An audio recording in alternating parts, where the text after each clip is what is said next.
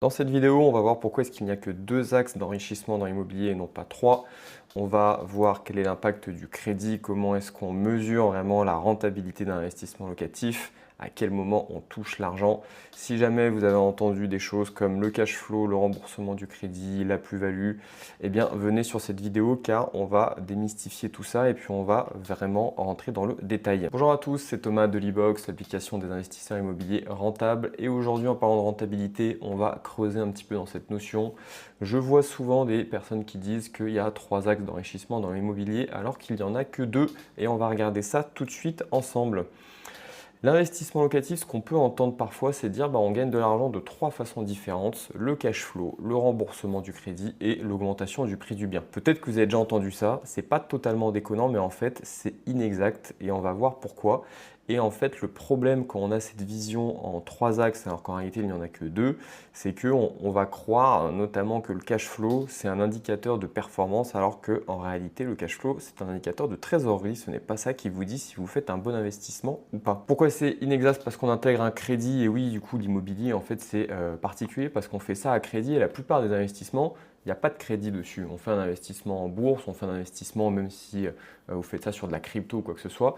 Généralement, sauf si vous avez beaucoup d'argent et que vous avez accès à des solutions de financement type banque privée, etc., c'est difficile de faire du levier et de faire du crédit pour investir dans ces actifs, ce qui n'est pas le cas avec l'immobilier. Et vu qu'on met du levier bancaire, vu qu'on met du crédit, en fait, ça fausse un petit peu tout. Ce qu'on va faire, c'est qu'on va regarder le fonctionnement d'un investissement classique. Par exemple, achat d'actions en bourse. Donc, qu'est-ce qui se passe? C'est j'investis de l'argent 1000 euros donc, sur une action.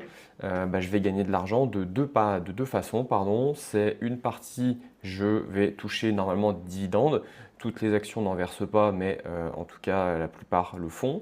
Et on gagne de l'argent si le prix de l'action augmente. Ce qu'on voit ici, c'est qu'on a du coup la partie rendement, l'argent généré par le capital, et la partie rentabilité qui prend en compte à la fois l'évolution de la valeur du capital. Je vous remets en haut à droite ou quelque part sur cette vidéo, la vidéo que j'ai faite sur justement la différence entre le rendement et la rentabilité. C'est vraiment important de comprendre ça pour vraiment voir comment est-ce qu'on analyse un investissement IMO et comment on fait des trucs qui sont vraiment rentables. Et du coup, là, on peut se poser la question, est-ce que c'est vraiment différent pour l'investissement locatif? Là, il n'y a pas d'histoire de cash flow, de quoi que ce soit. On a dividende, ça correspond au loyer. On a l'évolution du prix, ça correspond à la prise de valeur de notre bien immobilier. Est-ce que c'est différent pour l'investissement? En fait, non. Et pour comprendre ça, il faut se dire, d'accord, pour le moment, on va simplifier et je vais simplement dire, j'achète un appartement cash. Donc là, ce que je vais faire, c'est dire, j'investis mon argent, du coup, par exemple, 100 000 euros, j'ai gagné au loto, je suis très content sur un appartement. On va voir qu'on n'a que deux façons de gagner de l'argent, en fait.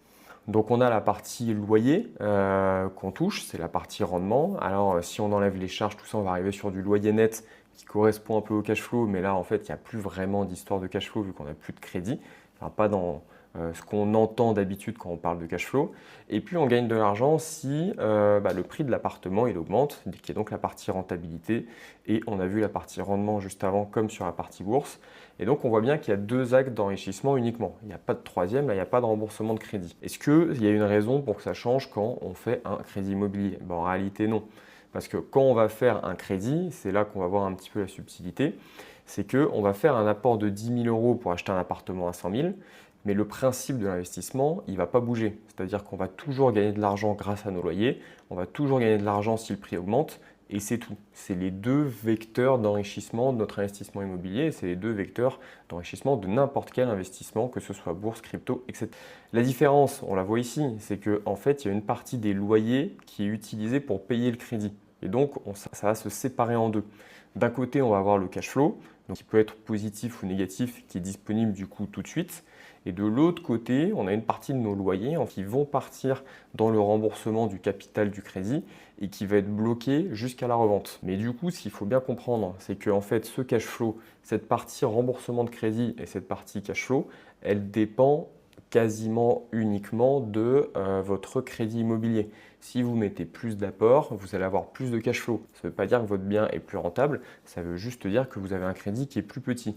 Le bien est tout aussi rentable. De la même façon que si vous faites un crédit qui est très long, vous allez avoir un cash flow qui va être plus élevé parce que vous allez avoir moins de mensualités.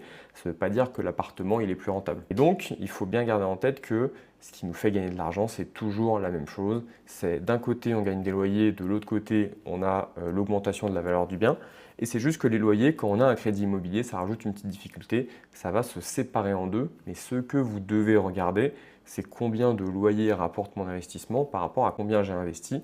C'est ça le vrai rendement. Et le cash flow, c'est un indicateur de trésorerie qui va juste vous permettre de savoir si vous gagnez de l'argent en termes de flux tous les mois.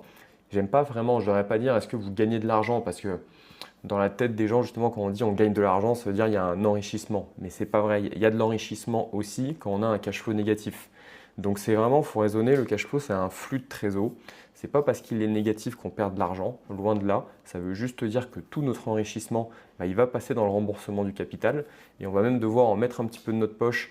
Mais au final, quand on fait la somme de tout ça, on est quand même positif. Et si jamais on a du cash flow, ça ne veut pas forcément dire aussi qu'on a un bon investissement parce qu'on peut très bien avoir mis beaucoup d'apports ou acheté cash. Et en fait, voilà, on a du cash flow, mais on a quand même quelque chose qui ne rapporte pas grand-chose par rapport au montant qui est investi. Ça, vous avez vu, mais du coup, c'est hyper important de le comprendre. J'ai commencé à en parler à pas mal, mais en fonction du crédit, on voit qu'en fait, on ne va pas toucher l'argent au même moment. L'enrichissement, il est le même quasiment en fonction du crédit. Alors, à la différence que effectivement, plus on fait un crédit long, plus on va payer d'intérêt d'emprunt. Donc, en réalité, on a un rendement, une rentabilité au final qui est un petit peu plus faible. Mais passons cette partie-là, comprenez qu'en fait, plus on va faire un crédit long, plus on va avoir de cash flow et on va toucher l'argent tout de suite. Mais au global, ça ne va pas changer grand-chose. C'est juste qu'on va changer le curseur entre mes loyers, est-ce qu'ils vont à 100% dans ma poche, j'achète cash, est-ce qu'ils vont à 100% dans le remboursement du crédit, je suis en cash flow zéro ou voire négatif. Mais au final, ce qui compte, c'est combien vous rapporte de loyer votre appartement par rapport au montant investi. Et ça, c'est exactement en fait le rendement locatif. Donc c'est cet indicateur qu'il faut regarder. Le cash flow, je rappelle, c'est un indicateur de trésorerie. Ce n'est pas un indicateur qui vous dit si le bien est rentable. Et pour ça, il faut utiliser le rendement locatif, idéalement la rentabilité en prenant en compte la plus-value et encore mieux si vous pouvez utiliser le taux de rendement interne qui est là pour moi l'indicateur ultime qui va vous dire vraiment combien vous avez gagné en pourcentage tous les ans en prenant en compte ce que vous avez gagné pendant la location, ce que vous avez gagné à la revente. C'est pour moi l'indicateur qui fait tout, qui est plus difficile à calculer parce qu'il faut anticiper sa revente et il faut se dire que je vais revendre à tel prix au bout de telle année, etc. Donc c'est un petit peu plus compliqué à calculer. Mais si vous utilisez les simulateurs Leadbox, vous allez pouvoir faire cette simulation et voir vraiment combien vous avez gagné d'argent sur votre cash. C'est ça aussi la très grosse différence du taux de rendement interne, c'est que ça vous fait un pourcentage de gain sur votre cash et non pas sur l'investissement immobilier. Là où l'investissement immobilier, si on fait un achat d'un appartement à 100 000 euros, on va dire cet appartement il est à 8%, 8% par rapport à 100 000 euros du coup, donc on gagne 8 000 euros de loyer sur 100 000 euros investis. Mais si cet appartement on l'a fait à crédit et qu'on a mis que 10 000 euros d'apport, en fait on va avoir un taux de rendement interne qui est beaucoup plus élevé, de l'ordre de 80%, parce qu'on a mis 10 000 euros d'apport sur le projet et qu'on gagne 8 000 euros par an. Alors c'est pas aussi simple que ça, en réalité on ne va pas être à 80%, on va être un peu en dessous, parce qu'il va y avoir des logiques d'actualisation qui vont entrer en jeu et puis au moment de la revente on va payer un petit peu d'impôts, mais tout ça pour dire que le taux de rendement interne permet de prendre en compte l'effet de levier et vous permet vraiment d'avoir une vision super précise et de voir à quel point l'immobilier c'est beaucoup plus rentable que tous les autres investissements. L'immobilier ça va vous rapporter en moyenne entre 30 et 80%, c'est toujours moi le taux que je donne, qui fait souvent peur quand j'annonce, mais en réalité quand on prend en compte l'effet de levier, c'est ça les chiffres. Je vous invite à faire des petites simulations sur le simulateur de fiscalité Leadbox. Vous allez voir les taux de rendement interne qui sortent sur vos projets, peut-être que vous avez déjà fait ou sur des projets que vous êtes en train d'analyser. Et vous allez vous rendre compte que l'argent, en général, il vaut mieux le mettre dans de l'immobilier que dans de la bourse, parce qu'on est dans un pays formidable, quoi qu'on dise, qui permet d'avoir du crédit immobilier relativement pas cher, avec des taux qui sont très bas, sur des durées très longues, à taux fixe, sur un actif immobilier qui est relativement sécurisé. Et ça, c'est quand même le meilleur moyen de s'enrichir. C'est pas pour rien qu'on dit que l'immobilier, c'est le meilleur moyen de gagner de l'argent quand on n'en a pas. Pour démarrer et qu'on n'a pas de capital, l'immobilier, c'est vraiment un vecteur d'enrichissement incroyable. Et ça, il faut bien comprendre en fait la mécanique qu'il y a derrière, le pourquoi, du comment est-ce qu'on gagne de l'argent et comment est-ce qu'on mesure vraiment la performance d'un investissement immobilier par rapport à un autre investissement classique. Voilà, écoutez, j'ai un petit peu divagué sur la fin, mais je pense que c'était utile de remettre ces précisions. J'espère que c'était clair. N'hésitez pas à me poser des questions dans les commentaires comme d'habitude. Si cette vidéo vous a plu, mettez un petit pouce bleu, abonnez-vous à la chaîne, ça fait du bien pour le référencement et ça nous fait plaisir. Et puis, je vous dis une très bonne fin de journée. Je vous dis à la semaine prochaine pour une nouvelle vidéo. Ciao, ciao!